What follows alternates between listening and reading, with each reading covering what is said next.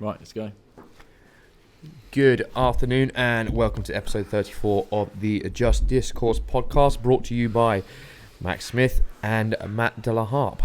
Hello mate, how you doing? Welcome.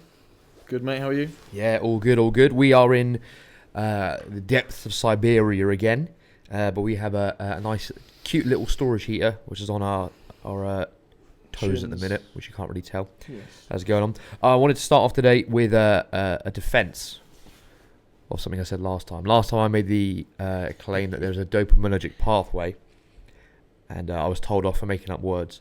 So I found the word dopaminergic, which is the releasing or involving dopamine as a neurotransmitter. The example they give are drugs with this effect are used in the treatment of Parkinson's disease and certain endocrine disorders. Now, do you think I used it wrong in that case in the light of this definition? Well, no, I thought you were pretty spot on that. Yeah, you're pretty spot on. Yeah, if you say that. Okay, then thank you very much. I've got the opinion of one, which is all I need. Is the majority, as always. Exactly, and I am now fully vindicated. So, to the person who gave me that feedback, I appreciate the feedback, but in this case, I win. Right. Yeah. Right. Looking good. So yeah, as we were talking about before we started, Samsung, their phone, Samsung Galaxy, have the first AI real-time universal translator. So what they're proposing, it's going to be on the newer phones called where is it gone? AI live translate call. So effectively, we could call someone in another country, speaking a different language, and I could say something to them in English, and that'll translate to their language, and the phone will read it out to them. They'll speak in their language, go through the phone will read out to me in English. Yeah, it's absolute madness, isn't it? That's madness, the applications that can have. I mean, just in the business world, let alone the social realms, like when you're travelling and stuff like that. Effectively, you can just, I guess, you just hold your phone there and talk into it, and then it'll talk out. I know they have devices like that. They have had those for a while, but again, it's a separate device. Having it on your phone, yeah, much easier. Yeah, so it would be interesting because you had those, but I don't know if it was a case of that's still a delay, because if you and I were speaking different languages, I'd have my phone say it, and then it would go and then to you, whereas the phone will do it in real time, so you can just have a normal conversation. I think is the idea. Okay, so they don't actually hear what you're saying. Yeah, so the person won't hear nonsense; they'll just hear the language. And can we just confirm before we go any further? Yep. This is Samsung, right, and not Apple. Samsung, yes. So the idea being to another win, to be competitive. I mean, I think they are still the number one phone in the world. Hang on. What's that, Samsung? Phone rankings in the world. I think they are number one still. Oh, Huawei. I was wrong. Hang on, no. Really? No. To be fair, every time I look at it, you find something slightly different. I know in America, Apple is the top dog, but I think worldwide, Samsung tends to be, but obviously in China, yeah, Huawei is. Okay, this is fascinating. I'm looking at this list here by Cashify.in, wherever that is. Very legitimate source. The top 10 phones. Number one is a Vivo X90. Number two is a Samsung Galaxy Fold. Really? Yeah. No, I don't know anyone who's got one of those. Me neither. And the next 10 are loads of stuff. None of them are Apple. I would not have thought that. I bet it's a Chinese website run by the Communist Party. Yeah, I would not have thought. That's fascinating. But yeah, I never knew that. Yeah, really interesting. But even with the translate in terms of business, that would be absolutely insane. Because I assume, or there's always going to be that barrier when you have businesses trading with other countries. Yeah. Is you think, we don't speak the language, then we've got to go down that route of employing someone. There's always going to be that language barrier. But again, if you can have that conversation normally, and you haven't got to translate it, or have a translator, or pay someone to do that, then that's just going to speed the process up. Yeah, massively. Efficiency is going to go way up. It's interesting because that will cross that hurdle, but arguably might be a bigger hurdle would be cultural differences instead of just language differences. Because of like certain countries and languages will have different honorifics for how you perceive someone else to be in like a hierarchical structure. So, like in like for you and I, you might be, for obviously for a young man is master, and then an adult is Mister, and then you have Mrs., Miss, Ms., all that sort of stuff. But then also that translates differently because I don't know what it is for Thailand, but in regards to actual titles, but I know with the bowing is a huge thing there.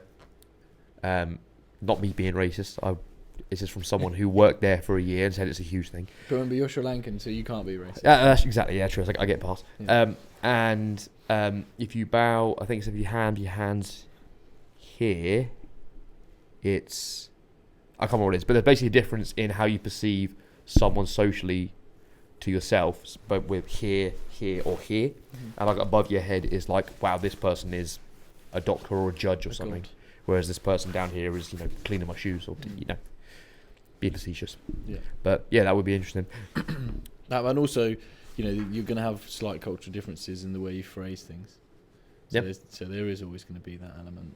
Yeah. There that, there's certain things that we would say, like often when you translate something, they don't actually translate the exact words because in their language they wouldn't say it in the manner that we say it. Mm-hmm. So there's always going to be that type of barrier. Yeah. But then do you think that's going to dispel or discourage people from learning those languages? Yes. Because same as a calculator, mm-hmm. like, do you not remember when you were younger and you did a math exam or something and your teacher was like, but you might not, you're not always going to have a calculator with you. It's like, fucking got a calculator with me every second now. Like, well, this is what we were talking about last week, about how the same thing with calculators, phone numbers, we're just outsourcing the space it would make in our heads to actually work our memory cells. Since we actually spoke about it, I've been forcing myself to do long multiplication on paper. It works. Oh, I love it. It's great. It's so satisfying. It's so good. It's so good. It's all about just working out the process of doing it. Mm-hmm. It's all, again, like when you're in the gym practicing. Once you practice it and work out a system of doing it, it's pretty easy to do, isn't it? Yeah. But when you don't focus that muscle, you lose it, don't you? Yeah, it falls away. But then the thing immediately that I thought of in when I heard about this universal translator was the Tower of Babel. Yes, which is that's a big one. The narrative is from the for Bible. Anybody who doesn't know, of course. Yeah, the narrative is from the Bible, Genesis 11, 1-9, just to be exact.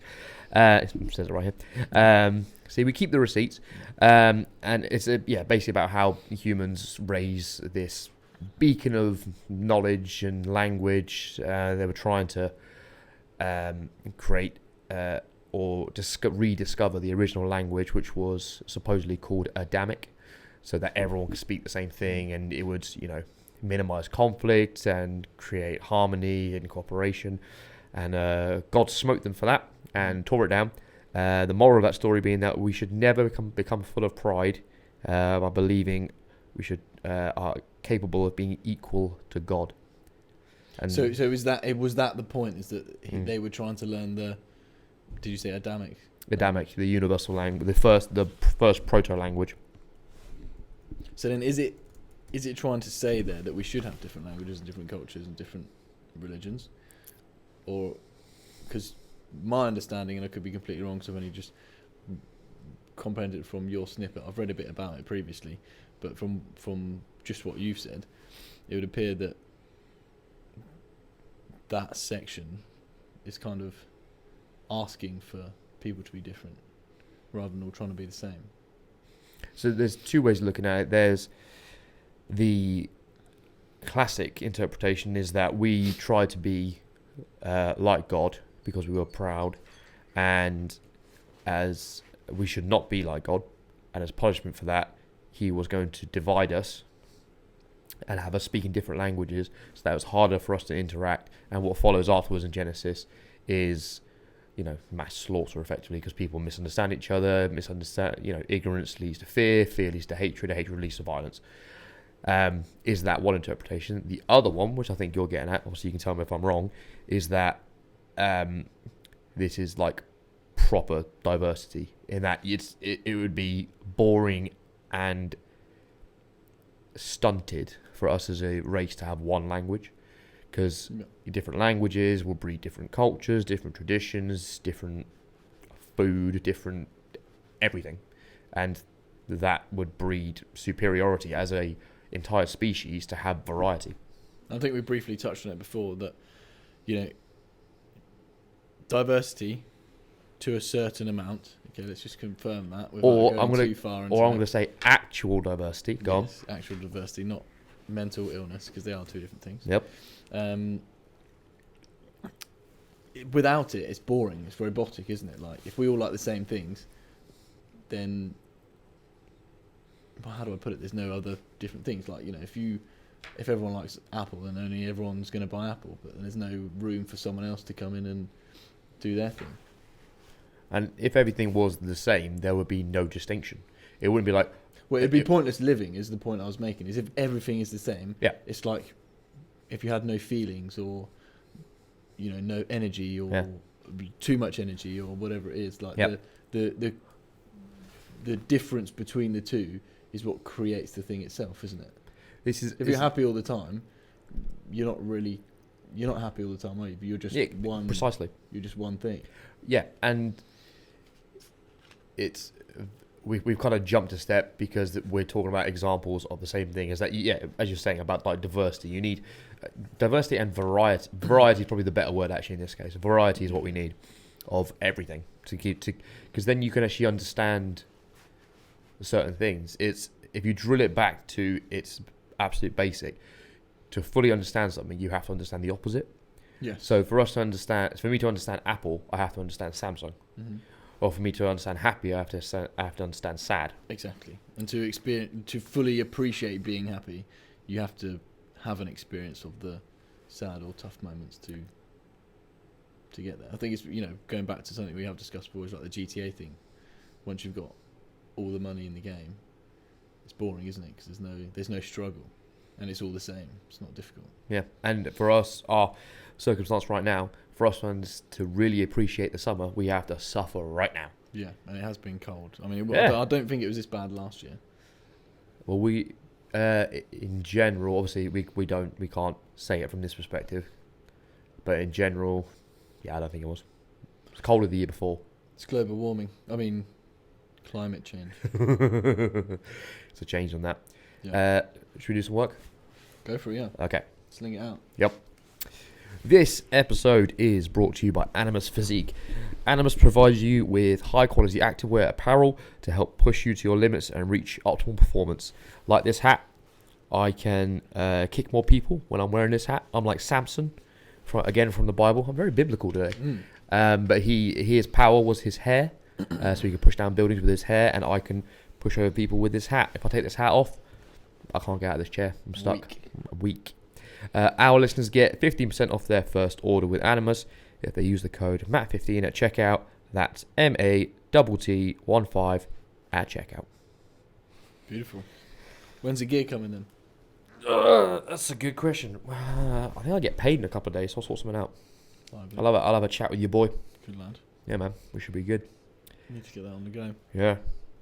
But I remember that topic was fascinating. It was so interesting to hear that. Yeah, no, it is crazy to see technological advances like that. Because we've got quite a lot of fancy technology all around us in our day-to-day lives these days, but a lot of it has helped. It's helped in a lot of ways, like accounting and data. Effectively, instead of having a massive file cabinet or room full of files, now you just have it all on a computer. That, in terms of space, it's kind of saved a lot of things, but it hasn't really made anything. I suppose it has made it easier, but not in a dramatic fashion. Because quite often, for example, it might be easier to find a file in a filing cabinet than it would be to find a file on a computer. But with the translation, it's obviously going to be much easier to translate it through the phone than it is to you try and translate it yourself. Yeah. So it's going to have a real-time application that's going to benefit massively across various different industries. I think it's the word that we're looking for is that technology has made things more convenient. Yeah. better is up for debate, but it's definitely made things more convenient because, I mean, the fact that we can do this right now is kind of nuts. Like, if we were transported 100 years ago, they'd be like, "What the fuck is this?" They think it's like magic. If we were transported 100 years before that, they try to burn us alive as well, witches. Yeah. Because Basically, are. Yeah, we are witches. Well, you're a witch. I'm a wizard. You're a wizard, Harry. I'm a sorcerer. That's what I am. But yeah, that'd be fancy. I've got obviously a few of the usual setup of the quote and the principle. But if there's anything you wanted to do? No, I've got a point I wanted to talk about. I'll go for it. I started with one. You go for yours first, Right, and then we'll go on to the... or one I heard, which was we'll start off with the principle, which is insults are the ammunition of idiots.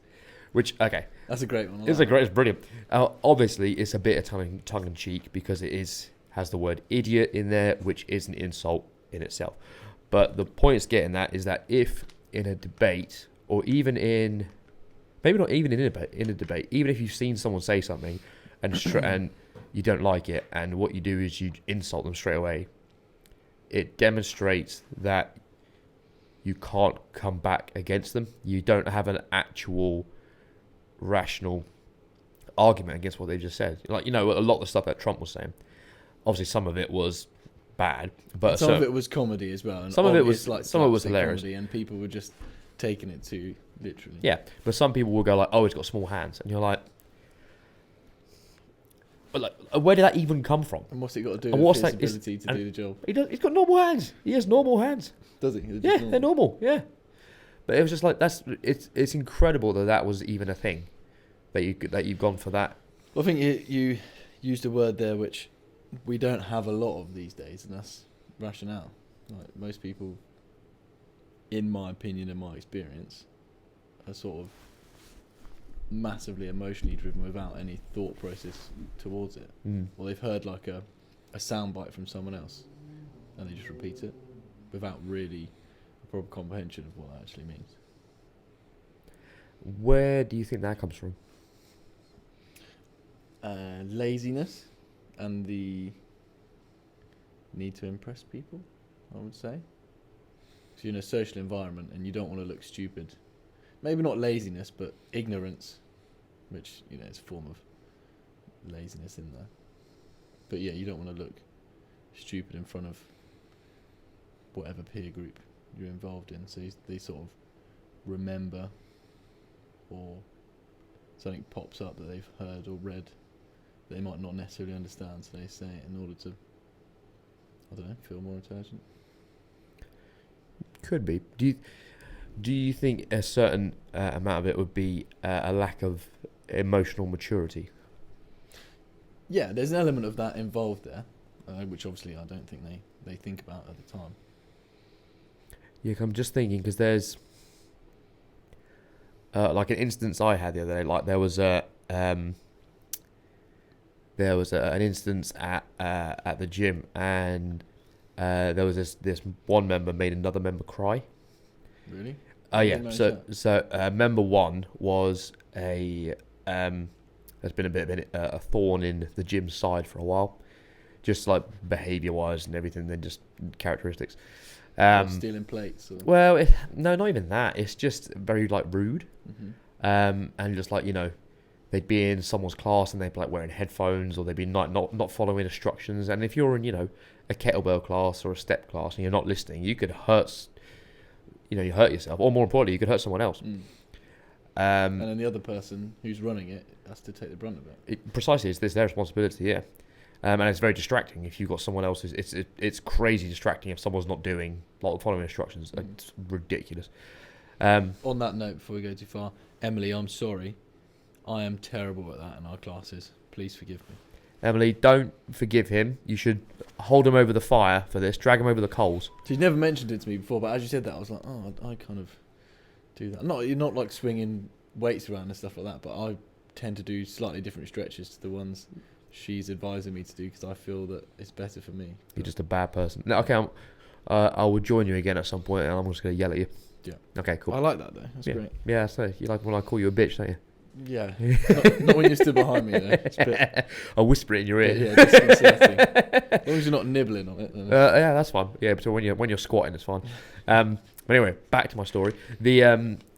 So all of this building up. So this same troublesome member, she made another one cry because she was just like they were stretching in a similar area, and member one was just being like super rude and super just antisocial towards him, and I saw it happening, so I know it was going on. And so as I'm going on, I'm literally seeing them like pull apart. So I have to pull it apart, but I'm there like shaking because I'm so angry that I was like, but I was like, okay, I know right now I can't act rationally, so I can't handle. I can't. The adrenaline's going, but you can't say anything. I'm so angry, and I'm like, okay. So I just said to the person who was upset, I said, you need to come with me. Please come with me. Please come with me. And so I just took her away and took her to the office where the other manager was there. And I just said, look, member one's done it again. And I said, can you take it from here? Because I need a minute. So I just handed it over. Then I just went for a walk because I needed to get the adrenaline off. And it took me like an hour to calm down. So by that point, I was like, okay, cool. I'm thinking clearly now.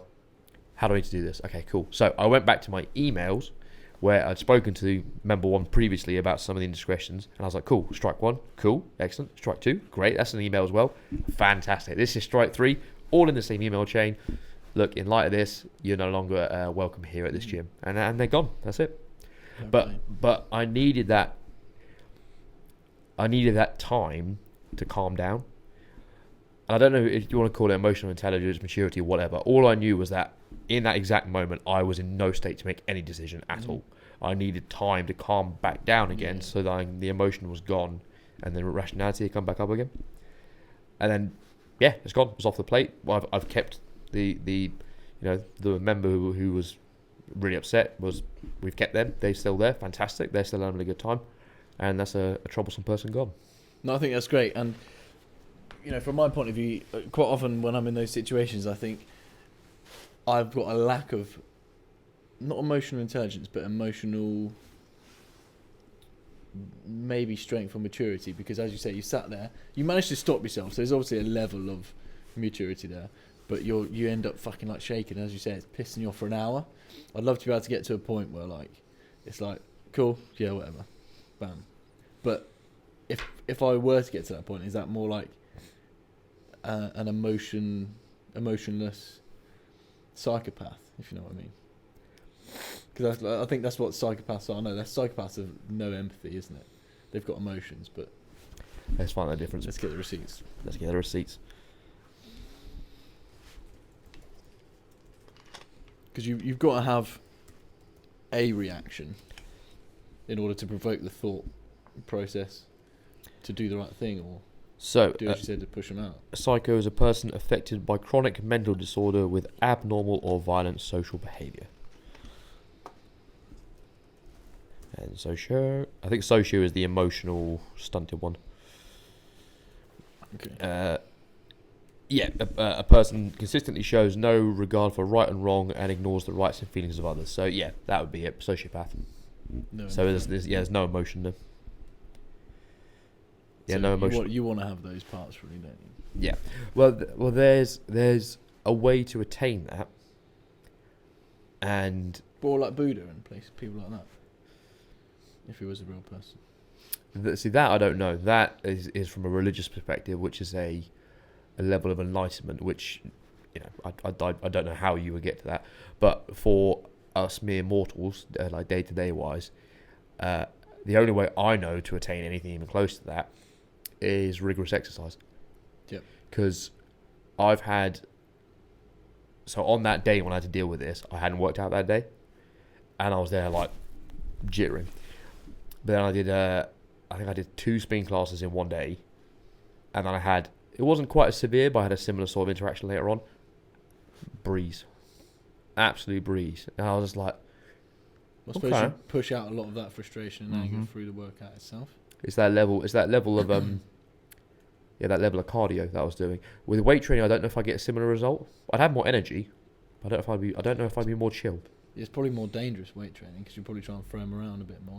Well, that's with resistance training. My testosterone is boosted, as well as dopamine. Whereas with cardio, it's just dopamine that's boosted. Mm-hmm. And cardio, does it actually restrict muscle growth? Depending for how long.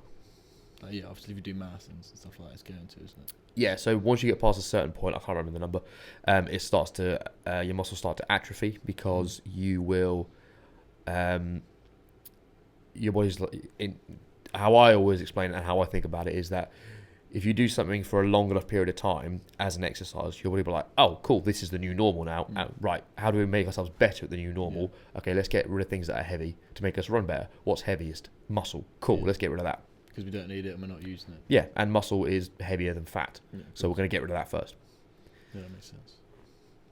Which is, for anyone listening who is a way more experienced PT than me, I know you're going to come after me, but that is just how I explain it to people and how I explain it in my head.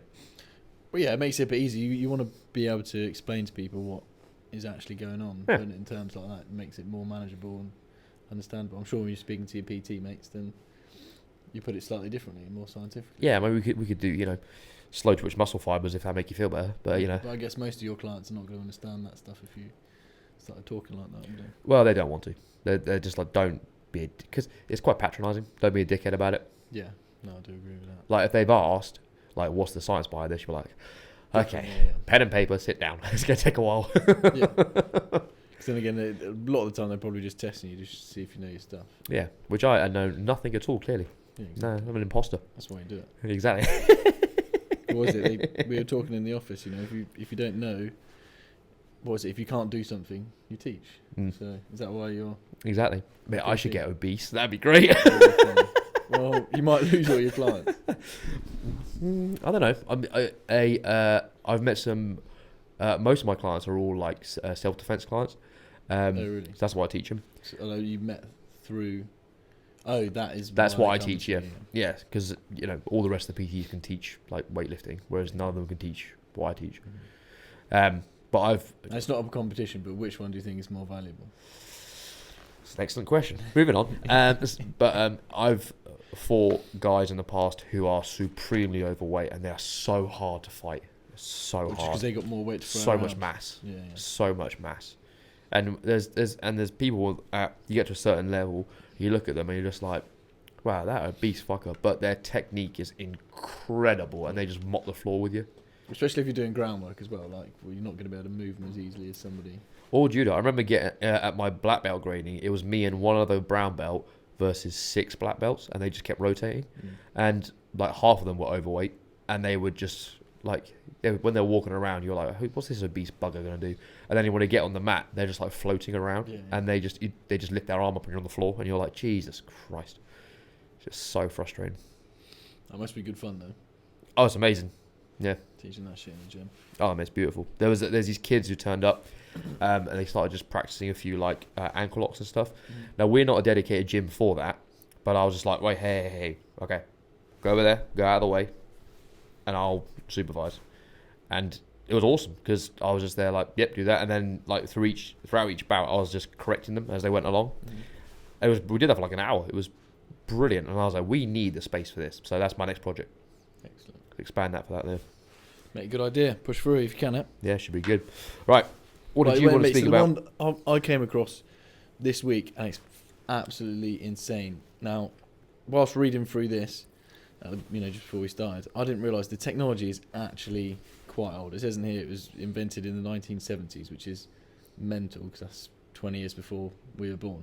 But it's called a beta voltaic device, which effectively is like a nuclear-powered battery. Now, me being a layman, when I first read that, I was like, what the fuck? Like, me to nuclear, it's like nuclear power plant, what's it? Nuclear bombs, Hiroshima. What was the meltdown in... Chernobyl. In Chernobyl and all that thing. You think, shit, surely that's dangerous and can't be good for anyone. But the sort of use case they were describing it as was for like batteries and for mobile phones, and it was saying that you wouldn't need to charge your phone ever. It'd have like a 50-year battery life. Wow. Which you wouldn't need because no one has a phone for 50 years. So again, they could once they can physically make them tiny, then they might have a 2 or 5 or 10-year battery life, and then they'd be absolutely minuscule, and you would never need to charge or use energy again, which for various reasons is great. When they talk about energy and we need to reduce our carbon footprint and all this stuff, now I'm sure most of us out there think there's an ulterior motive for them pushing that agenda. However, if that were to be the case, that would surely be the best technology to do it. So before we go down one rabbit hole, I was just thinking it's absolutely crazy that is a technology that's out there and can be used, and that, again, it's already been created and synthesized. And again, the use case, you've got mobile phones, cars. We're talking about electric cars. I'm completely against the electric car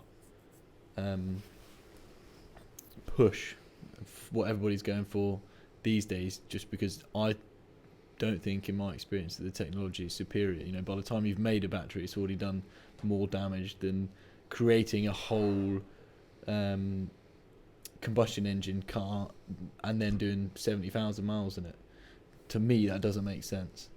However, if this technology were to be utilised in terms of cars, then again, no one keeps their car for 50 years. You could have a car, never have to fuel it. That's absolutely incredible. And again, you've got various different other use cases in industries all across, again, computers, every type of electronics, every type of, what's the word I'm looking for? Utility, washing machines, literally everything. That would be absolutely insane. And then I start thinking, hang on then, if this has been around for this long, why has it not been pushed, perfected and used? Energy being one of the largest businesses in the world. Yep. There's a part of me, not being a conspiracy theorist, that thinks, hang on, there's obviously a reason why they're not pushing it. Being big business, to me that just sounds absolutely insane, considering what we know about how they're pushing this electrified world and struggling to put all these charging stations in and all this and all that. Why would they not just perfect this technology? Because it would make much more sense. Like, for example, Tesla, I think their battery life is like maximum 6 or 7 years, and because most of the car is the battery, you effectively got to replace the whole car. So it's like 15-20 grand to replace the battery. Basically, that car's dead. It's pointless. What do you think?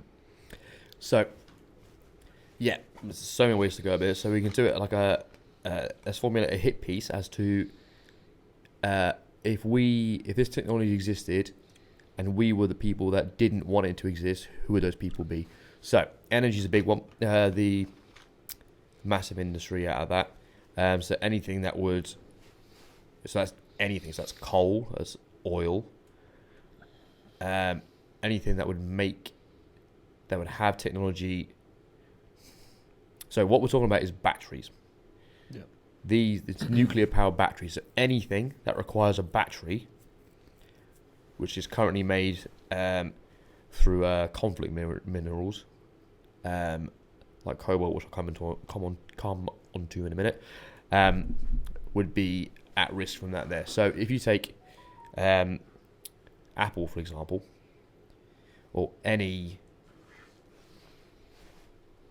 company, Apple, Tesla, Samsung, whatever, that their products are electronic that are requiring a battery, so all those three. A component of all those batteries is cobalt. The biggest source of cobalt on the planet is the Democratic of Congo in Africa. And that is mined, as documented by a gentleman called Siddharth Kara, who's got a documentary called Cobalt Red. That is mined by children. Yeah. Well, it's the new diamond, isn't it? Yeah. So you've got That's one thing the lefties never talk about when they're pushing electric vehicles. Well, if anyone hasn't heard this guy, you should listen to him on Joe Rogan. It's mind-blowing. But every single company on the planet that has anything to do with batteries, particularly ones for high-end sort of chips like this here, phones, cars, anything, that all comes from the Congo. which is all of it. So all of us are, unfortunately, all of us are contributing to slavery, because that's what it is. These people don't get paid to do this. They're digging it all out. Yeah. Now, this is these are titans of the planet of industry who are in this production line. And if you're going to have a nuclear option, which would eviscerate all of these, coal's going to go. Yeah. Oil drilling, these people who've made incredible amounts of money on oil, that's going to go. These mining things are going to go from here. Other things that we're not aware of are going to go. So there's multiple industries are going to vanish if nuclear-powered batteries are efficient. Apple being, I think Microsoft last week or this week has actually taken over as the largest or the highest market cap company in the world. But again, Microsoft is as the same as Apple in that respect. Is they require obsolescence in order to continue their lovely business word. model. Well, and I think Apple, it was about 2 or 3 years ago, they actually got a huge fine, something in the billions of a fine for what's called planned obsolescence. Go on. Well, conveniently, your phone is brilliant and you have no issues with it. You've got a 2-year contract. It gets to about 18 months and then overnight, it just becomes shit. Battery stops working. Slows down. All of these things. And, but a week ago, it was exactly the same as when it was brand new. It was literally like software that they were putting in the phones. Yep. That after a certain period of time, it would degrade it or just intentionally make it more difficult to work, to the point where it was proven that they were doing this and they got fined.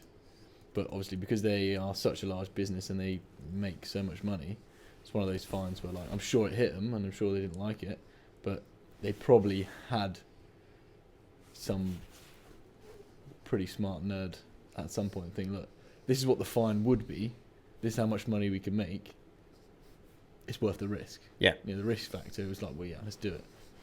Well, it's the same thing with Purdue Pharma, the same sort of thing where they've paid out was it Purdue? Might be the Sackers actually. But they, for the opioids they pushed, they made... what was that drug called? I can't remember the drug, but they made 12 billion on it, and they had to pay a fine of 6. So they were like, "Cool, we still got 6 billion. Yeah, fine, we still made an insane amount of money of it. Yeah. The fines don't really matter, do they?" And I'm a massive advocate for the system we have in terms of capitalism and what we deem to be democracy in the countries that we live in. However, no system is perfect. I believe, from my experience in the systems that I've sort of read, experienced and studied, that it's the best one. Mm-hmm. But as I say, because none of them are perfect, that is a drawback to the system of capitalism. Now, it doesn't mean that wouldn't happen in any other system. It would probably be more overt and lied about, and there'd be no comeuppance for it. But again, when there's big money about, there's going to be certain people that abuse it, isn't there? Yeah, it'll just manifest differently, isn't it? Yeah, but anyway, coming back to your topic, I mean, it is utterly fascinating. I mean, with the there's also the other thing is that there's this constant talk about how dangerous nuclear is. Mm-hmm. So, but and that was always my thought. I was like, okay, well, yeah. When I first read about the battery, I thought, well, yeah, surely that's not going to work, because you wouldn't want to have everyone having a nuclear power plant in their phone, walking around with it. But the hang on, let's have a look at. But then I moved on to, well, hang on, we've got all the wireless radiation and all that type of stuff. Is it really any different to the radiation from the nuclear chips? Oh, it's not even that. It's that if we're looking at just from deaths from actual nuclear events. So if we are going to where are we looking at? So these are fatalities that start at the top. So that can't be right. So we're not looking at Hiroshima, we're not looking at Nagasaki, okay? Mm-hmm. Because obviously horrific. Completely different. Horrific. That's a deliberate detonation of an atomic weapon. We're talking about nuclear accidents. Okay, so Fukushima is a nuclear disaster, which was 2011, and that was in Japan, where the there was an accident that had happened, and so it just the plant went down from there. One nuclear action. One death.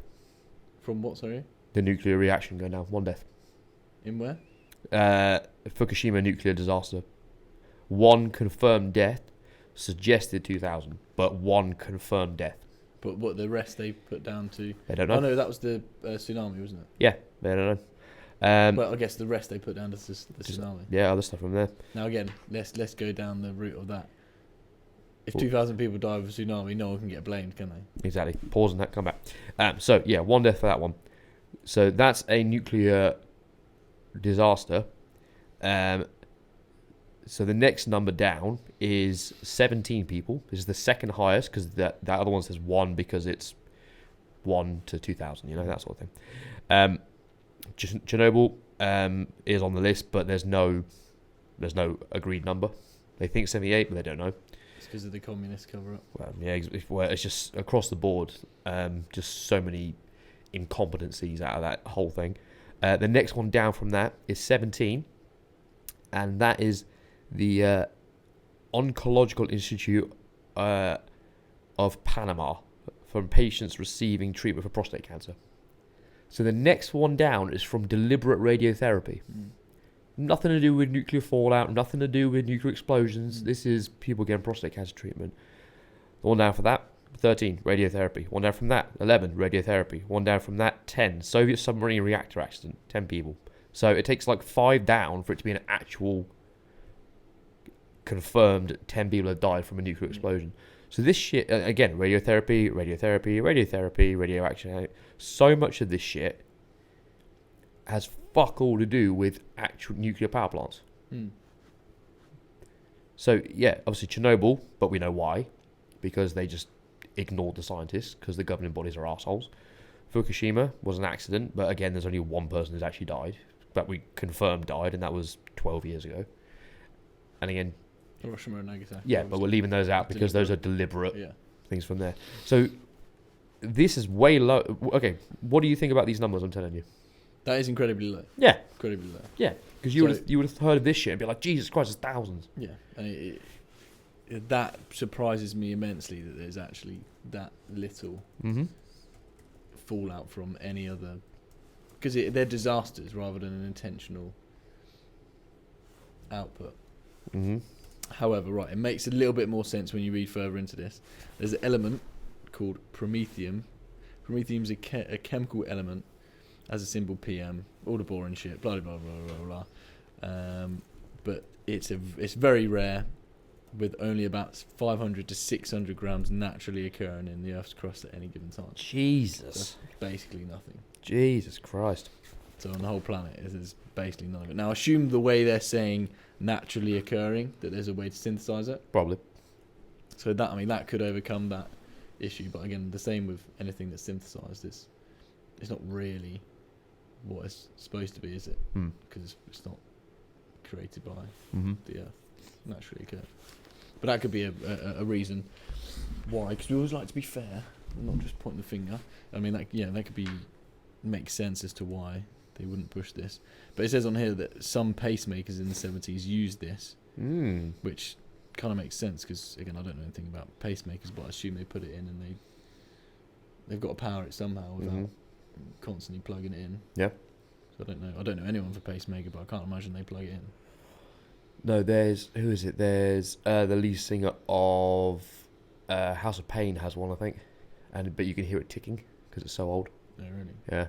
Jokes. You hear like this weird noise in his chest. You're like, what the fuck? But yeah, it's crazy technology like that.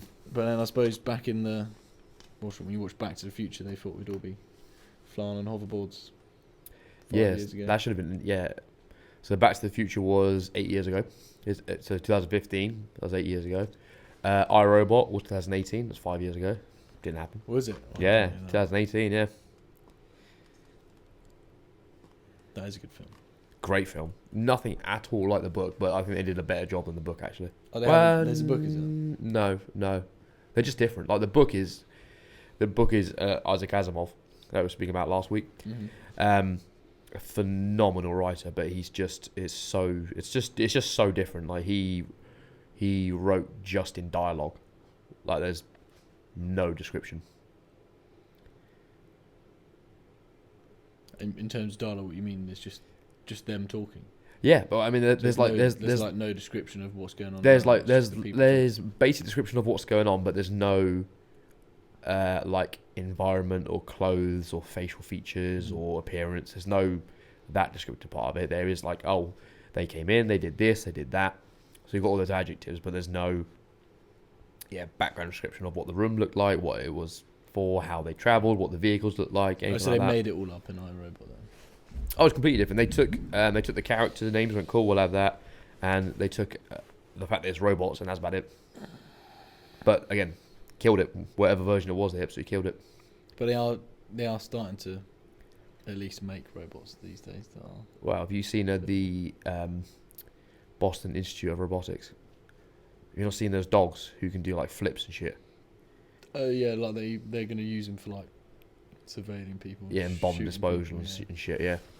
Yeah, you've got those robots who can like dance like a human dances, and you're like, what the fuck?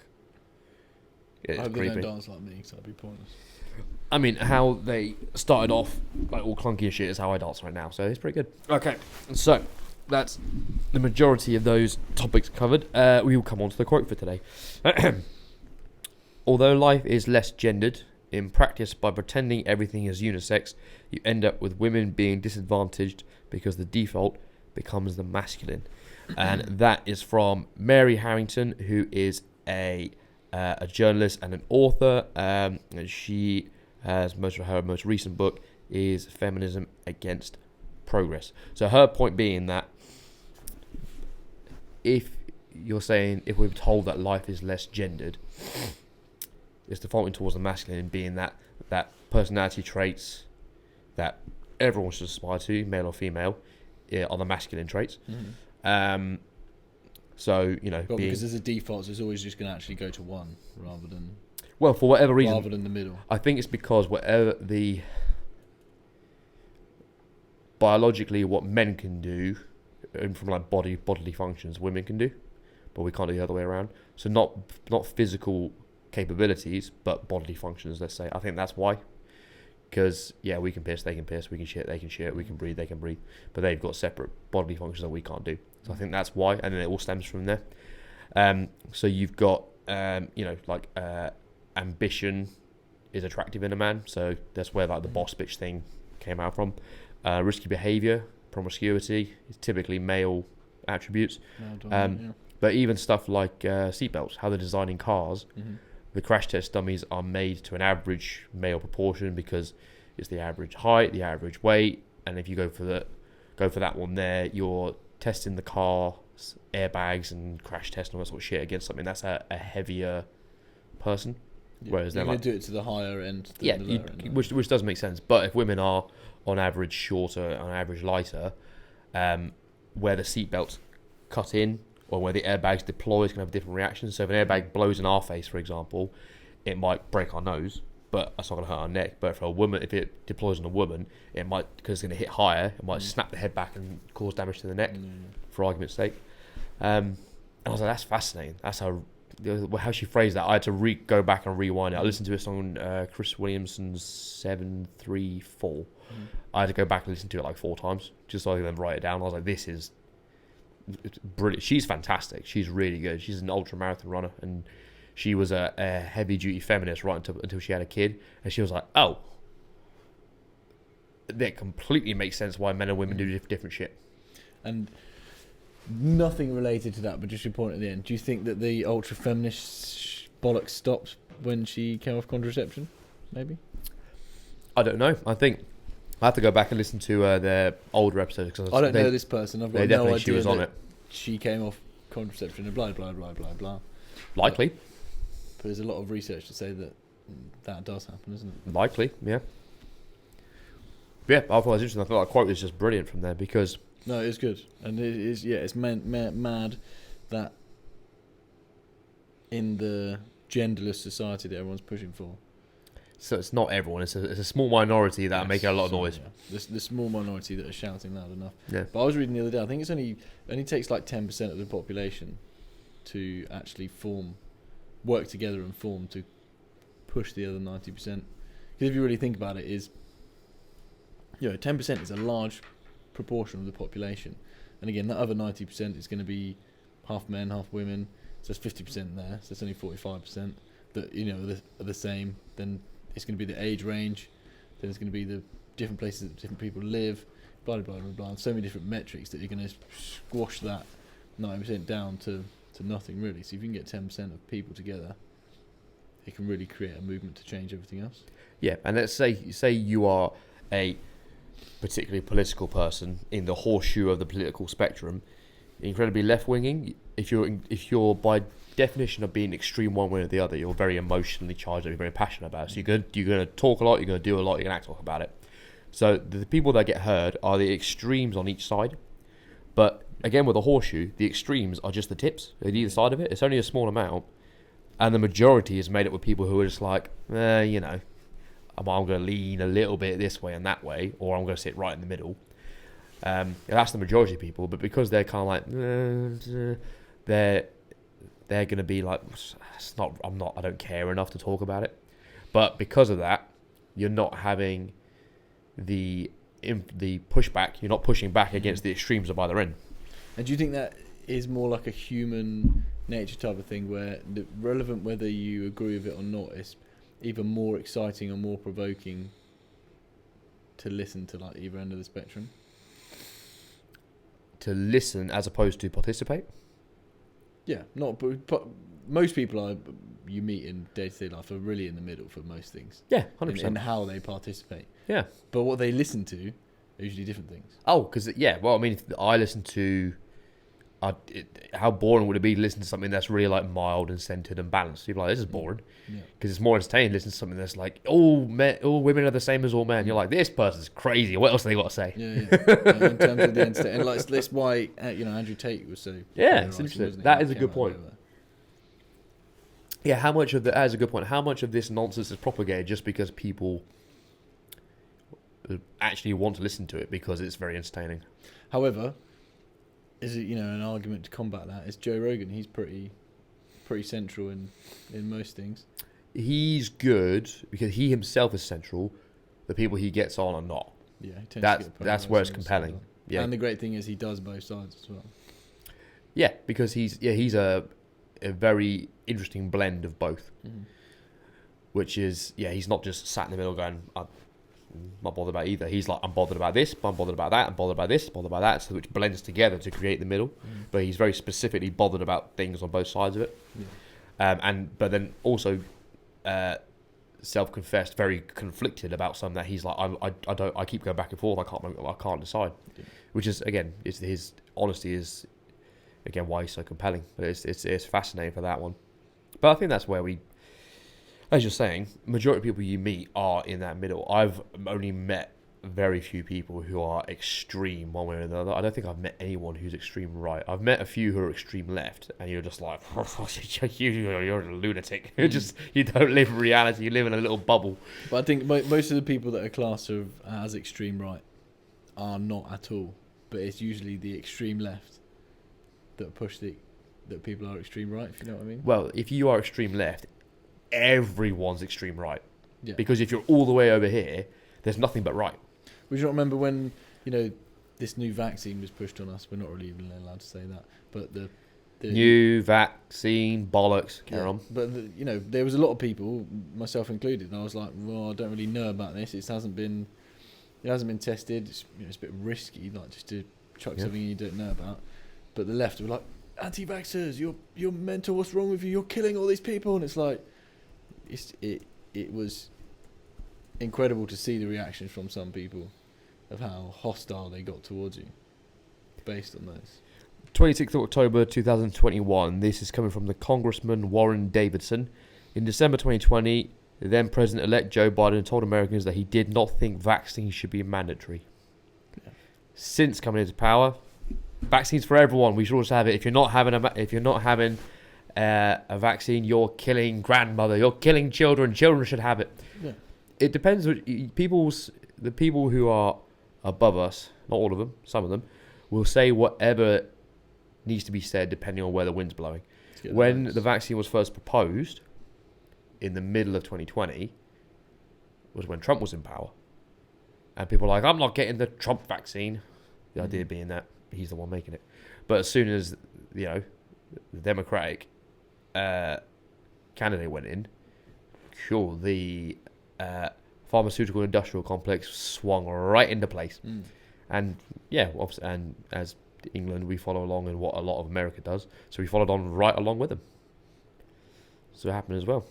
Yeah, and it's mad in that respect that you can be plastered by an extremist that you're an extremist. It's like the typical schoolyard bullshit, isn't it? Yeah, no, it's pretty absurd with that. But this,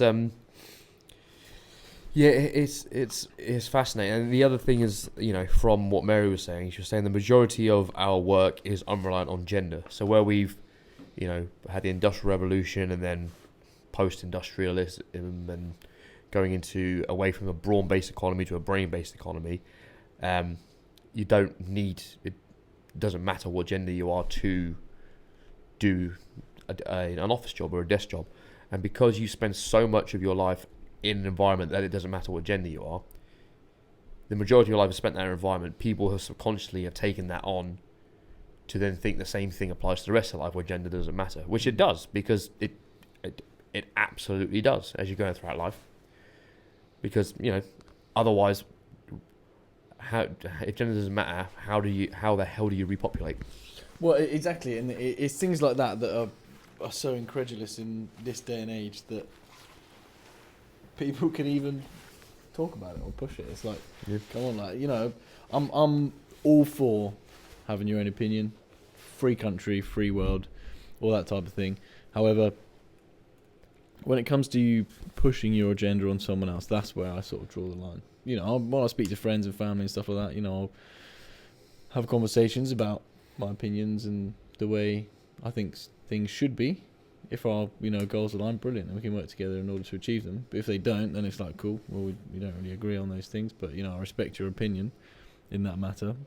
I might not necessarily agree with it, but we haven't got to fall out. But then if you're going too far to the extreme, then you're a bit of a nutter, and I'm trying to avoid it. The extremes must be avoided either way. Yeah, either way. And I don't really know what an extreme right wing would be. Well, I suppose Hitler's fascism was extreme right wing, but it wasn't. I don't think that was really based on business, was it? It was more based on military control. Yeah, and he did a superlative job of creating a them versus us dichotomy. Yeah, and that was all done. I was speaking to a friend today about it, and everyone thinks, Hitler just sort of rose to power and he came in because he was such this incredible person, but it wasn't. There were so many different variables that made it a melting pot, perfect for him to jump into the political sphere. And I'll go back to it in a second, but a lot of it is I see certain situations. I'm not comparing this day and age to the Third Reich, but there are certain similarities that are actually quite worrying, like in terms of a lot of the laws and processes were put in place long before Hitler got in. But all that created was a system that he could slide into and then achieve what he wanted to do. So somebody else did most of the work for him, and then he jumped in and did his bit. And my point on that in the conversation I was having is, you get all these things these days, like, your TV's listening to you, your phone's listening to you, everything's listening to you. And then I think it's quite stupid, the people that say this, in my opinion.